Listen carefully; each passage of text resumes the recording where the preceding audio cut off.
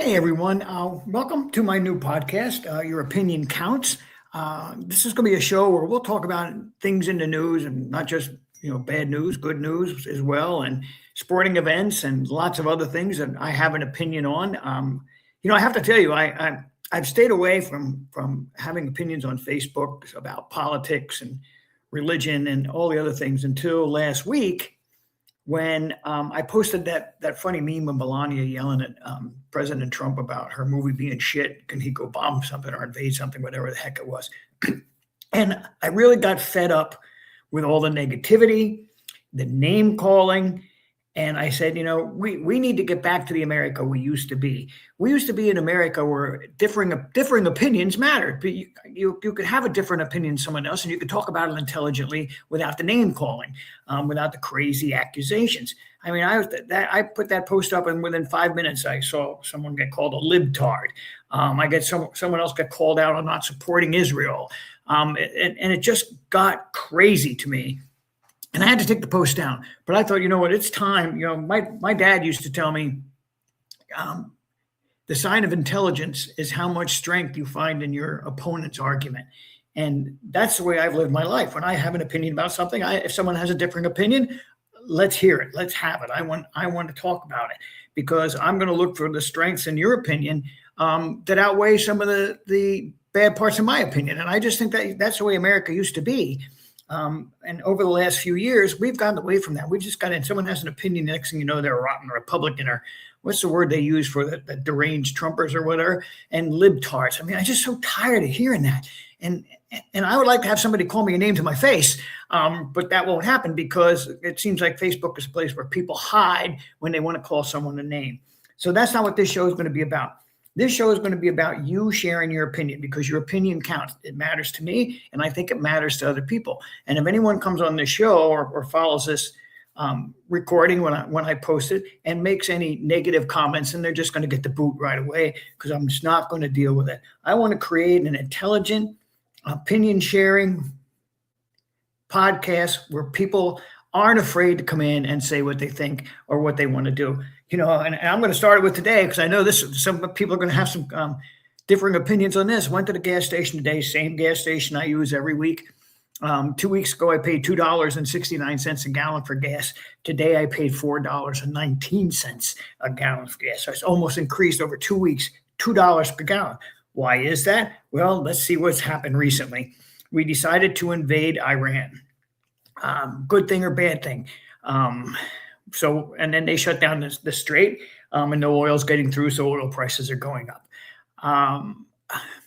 If I look back at the history of U.S. invasions, and especially Middle Eastern U.S. invasions, and it makes no sense why we would do this. You cannot force democracy on other countries. We in the Korean War, 1950, 1953, guess what?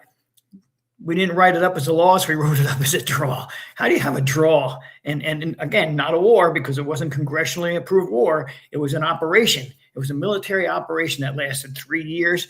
We pulled out absolutely no change in what was going on in Korea.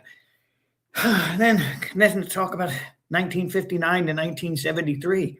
That was the years that we were in Vietnam. That war went up as a loss. Why?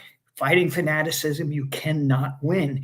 And it was the same way in the Middle East. Look, after Vietnam, we went to war in Afghanistan. 20 years we were in Afghanistan. And guess what? Nothing happened. We withdrew. Another loss for us. Then we went to the Iraqi war from 2003 to 2011, all based on false information. And again, we lost. And now we're back in Iran again, and we think we're going to win a war in there. I'm sorry to say, but this administration is obviously not an administration of history. You cannot beat fanaticism. It just does not happen. Look, we had in 1979, I think it was, when the American embassy in Iran was taken hostage. I think they let some people go early, but 50 people or more were hostages for 2 years. And over that 2-year period, then President Carter, who was a great negotiator, could not get the hostages released. He tried one rescue operation that did not went horribly bad. But here's the interesting fact. 1981, Ronald Reagan went into office, and what's the first thing that happened? The day Jimmy Carter stepped out of office, President Reagan stepped into office, they released the hostages. Why? Because they didn't believe Ronald Reagan was a negotiator. They believed that Ronald Reagan was just going to come in and do something. Now, does that make Jimmy Carter weak? Does it make him bad? I just don't think that situation was handled the way it could be. And the reasons why it was handled was because we botched up some Iranian attempts to take over before. And it's just getting ridiculous that our administrations think that we can change the Middle East. You can't change the Middle East. Look, we thought we could go into Iraq, have this war with Iraq, turn it over and make it a democratic country. Wrong. You can't do that. The Sunnis and the Shiites, they've been battling each other for almost 3,000 years. And what are you going to do? All of a sudden throw in, and I'm going to say this, people are going to freak out, but I think after we left there, we left it in a worse shambles than when we first went in there and attacked the country. And again, you're going in and you're fighting a religious battle from a country that isn't run by religion. Well, maybe it is, but you just can't change their attitudes. You can't go in and force democracy on someone, and that's what we thought we could do.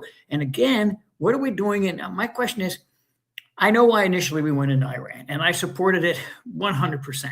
We went in it because we were going to help Israel, and it was great that we finally had an administration that was going to go into Israel, that was going to do something to help Israel. Well, it turns out it's just getting worse for Israel. We go in and we target strategic sites in Iran. Iran just bombs the middle of Israel. They don't care who they're sending their missiles at. Same way with Hamas. They're just sending in the neighborhoods. They don't care where it goes. They're not hitting strategic sites. They're hitting public. We're not doing that. Does that make us better or does that make us worse? I don't know. But I'm here to tell you, and if anyone has an opinion on this, please let me know. The outcome in Iran is not going to be a war win. It's just going to be a bunch of destruction that happened. We're going to lose American lives. We're going to lose a lot of money. Already we see oil prices are through the roof. We're seeing that at the gas stations. And then we're going to have to pull out. How long will we be there? How long will this conflict, again, not a war, will go on? I have no idea.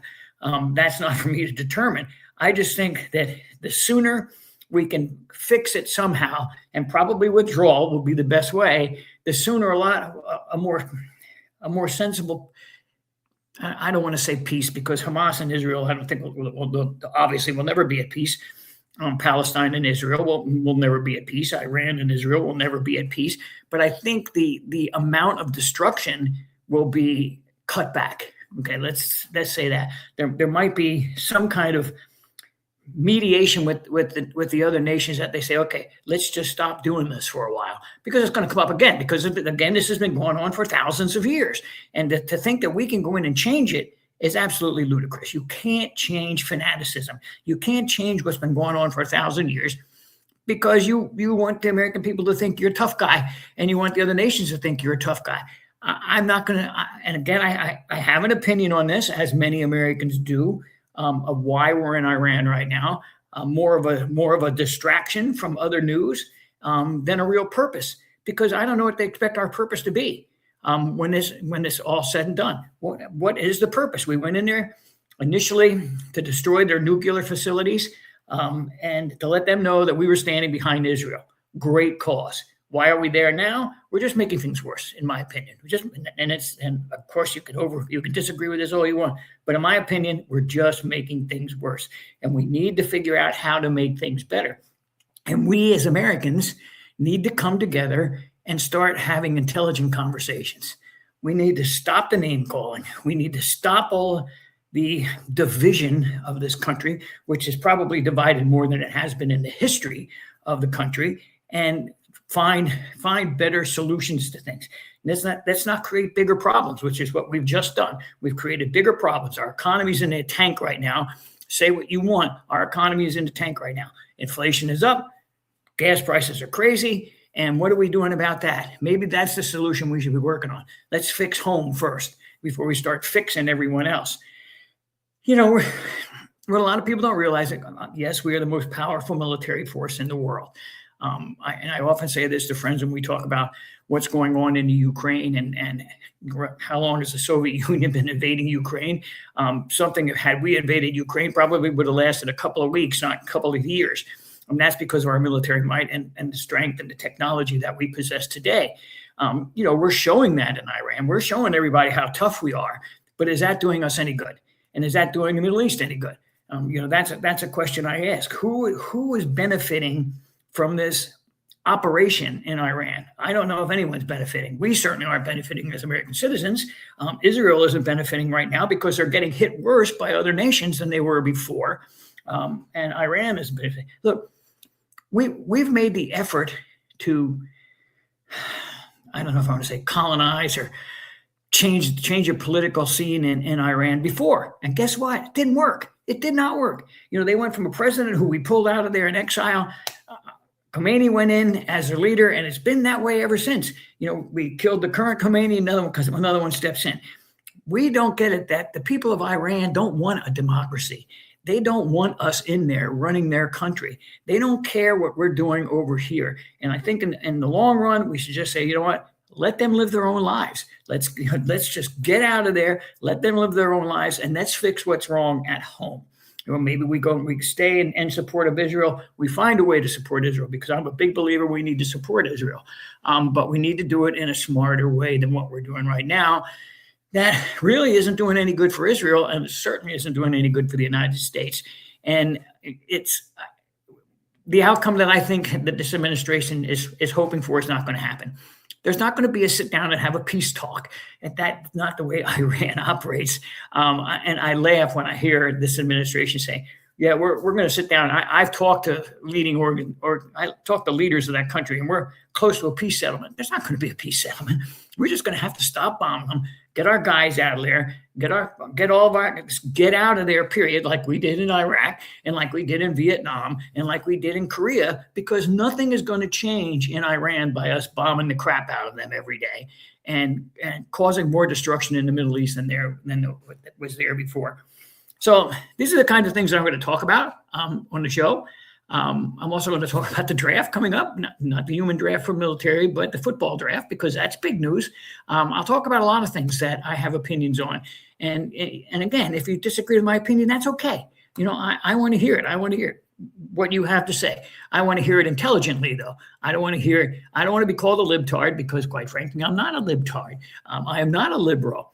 And I don't want to be called an anti-Trumper, because quite frankly, I'm not a big fan of the administration, but I'm not a Republican either. And how I voted is no one's business. That's why we have curtains over the booths, right? It's because it's no one's business. But as long as you vote, you're entitled to an opinion. That's the way it's always been in this country. Whether you were Democrat, Republican, independent, conservative, moderate, liberal, it didn't matter. As long as you voted, you had a right to have an opinion. And you shouldn't expect to have that opinion attacked by name calling, slandering, and all the things that I see going on in this country today, and especially in social media platforms. What you need to do, if I disagree with your opinion, I'm going to say, hey, this is my side of what I'm seeing here, which is what I'm talking about today. And you want to come on here and say, this is your side saying what you want. But trust me, if you come on and call me a name, boop, out you go. And if you do that to anyone, boop, out you go. That's not what this show is going to be about. That's not what we're going to do here. And that's not how I'm going to let things happen. I want to bring us back. I want to try to, in my own little way, bring back intelligent conversation where people can sit down and talk and disagree and move on and gain some knowledge of the other people's opinion, rather than just slander the other people's opinion and not paying attention to what's going on. That's not the way we come. That's not the way we come to solutions in this world. We come to solutions by working things out, by looking for, a lot of times, compromise. It just doesn't seem like there's any compromise in this country anymore. And even back in Vietnam, we had all the varying opinions about the Vietnam War. I was in the Navy during the time, and so I had my opinion about what was going on there. Obviously, protecting our country was what we thought we were doing. And then back home, you had the protesters who thought this again, occupation, and I'll say, because I won't say a war, because again, it wasn't a congressionally, we haven't had a congressionally approved war since Franklin Delano Roosevelt in World War II. But the protesters had a right. They had an opinion. And guess what? They got us to pull out of that situation and stop the loss of life. And I think that's very, very important, that the administration actually said, you know what? We made a mistake. We shouldn't be in there. And the people of America, of the United States of America, do not want us in there. So let's get out. Let's stop this loss of life. Let's stop the destruction that we're doing, because we're going to see no gain from it, because you can't change fanaticism. And unfortunately, you just can't change it. You can't force democracy on people. You can't force people to think your way if they're thinking another way. So what do you have to do? You look and you talk about things intelligently. You sit down at the table, you work out something that works for both sides, and you move forward. That's going to be the purpose of the show. I'm probably going to get some nasty feedback when this gets published to begin with. But I'm hoping that it will be intelligent feedback, because that's what I'm looking for. I'm going to enjoy doing this. I'm going to do it frequently. So you'll get to see my ugly mug quite a bit. This is my post-run look today that you're seeing. I'm just setting up this live stream for the first time. So this is kind of a trial run. And I hope that I build my listeners. I hope that we can grow into a regular, at least weekly discussion on what's going on around us in the news, and not just war news and political news, but there's lots of things happening in the sports world. Like that shot the other night in the Duke game, that was absolutely incredible. That poor kid who threw the bad pass. I'm sure he wasn't the most popular guy in the locker room after that game, and I sure hope that his teammates, and I'm sure they did, stood behind him and worked it out. I mean, it was just an incredible finish. I was walking past a restaurant. I heard all the screaming. I had to go in and see what it was. But we can talk about things like that as well. And, you can give your opinion. I have my opinion. I think it was really how he should have passed that ball. It was really a horrible pass that he threw away, trying to throw it over that guy instead of around that guy with just seconds left in the game. But anyway, we'll talk about that. We'll talk about my Giants, who I'm sure will cause a lot of controversy with other New Yorkers who are Jet fans and Cowboy fans and Eagle fans. Heck, we can even talk about Taylor Swift if you want. I couldn't tell you a Taylor Swift song if my life depended on it. But I will say this, and this is probably going to get some other opinions. I think she's a pretty special person. The things I've read about her, the way she donates to charitable causes, the way she takes care of her road staff, I think makes her a pretty admirable person. And I think she's a remarkable young woman who does an incredible job of rebranding herself on a regular basis. So, she has a following for a reason, right? She has a big following for a reason. And they're not just teenagers, and they're not just 20-somethings. I don't know which generation comes with X, Z, Y, but she has a lot of followers who are my age. And I think that's because she's a remarkable individual. Heck, she's done more for football viewership than the commissioner has done in 10 years. She did in the first 6 weeks. She was going to Chief games. And when someone told me the other day, people are tired of seeing her every time Travis Kelce touches the ball. Heck, I'm not. And I think it's pretty cool that she supports her soon-to-be husband that way. I watched her the other night accept an award, and the first thing she did was talk about where she was at a better place in her life, and because of her involvement with her new fiance. And I think that's pretty remarkable. I think the Kelce's are fun people. I'm not a Kansas City Chief fan, and I'm not an Eagle fan because I'm a Giant fan, but I love watching the Kelce's podcast because I think it's really cool. And I think they have some great guests. And boy, would I love to get some of the guests on here that they get on their show to talk about. But anyway, let's stay focused on positive opinion exchange. Let's talk about solutions and instead of just problems, and figure out a way how to bring this country back together. And if we can do that, then if we can take 10 Republicans and 10 Democrats and have them meet in the middle somewhere where they actually can become friends with different opinions. Because look, I live in a place right now that's staunchly Republican, and I have most of my friends down here are, and we exchange ideas and we exchange difference. Because once again, I'm not a Republican, and I'm not a Democrat, and I'm not. I guess I would label myself an independent or a moderate. But we have intelligent exchanges. Sit down, have a beer, and we'll talk about what's going on with the war. We'll talk about what's going on over here. We'll talk about football games, and a lot of times we don't agree. Sometimes we have discussions about stuff. It's just some of the craziest shit you ever heard. But at the end of the night, we have a shot, a beer, and we move on as friends. And I think that's what's important. And I think we need to get the country back on that kind of attitude. And maybe it's just because I'm an old guy that we're able to do that. But I think we need to set an example. I think we need to set an example on how to be more intelligent in our arguments and how to move forward and making life better for everyone. As always, I always like to say to people, be healthy, be smart, have fun, because that's what life is about. Pretty soon you're going to be 70 and you're going to look back and say, holy shit, how did I miss that? So let's figure out a way to make life more agreeable, and find more agreeable ways for our differing opinions. And that's what this show is going to be about. So as always, be healthy, be smart, have fun. This is the coach, and I hope everyone's having a great day.